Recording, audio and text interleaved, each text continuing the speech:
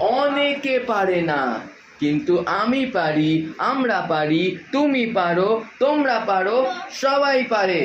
এইখানের সবাই পারে ইংলিশে কথা বলতে, এর জন্য ব্যবহার করা হয় ক্যান, রাইট? অনেকে পারে না কিন্তু আমি পারি, অনেকে পারে না কিন্তু আমরা পারি, অনেকে পারে না কিন্তু তুমি পারো, তোমরা পারো, সে পারে, মেয়ে হলে, তারা পারে, এটি পারে।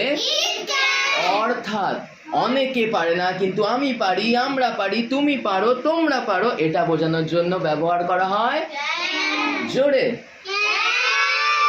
যেমন অনেকে পারে না কিন্তু আমি পারি গাইতে। বলো,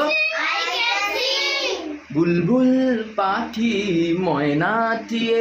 অনেকে পারে না কিন্তু আমি পারি, অনেকে পারে না কিন্তু আমি পারি, আমরা পারি নাচতে, তাতা থই থই, তাতা থই থই। তাহলে আমরা পারি নাচতে, উই ডান্স। Very good. অনেকে পারে না কিন্তু তুমি পারো ইংরেজিতে কথা বলতে, অনেকে পারে না কিন্তু তুমি পারো।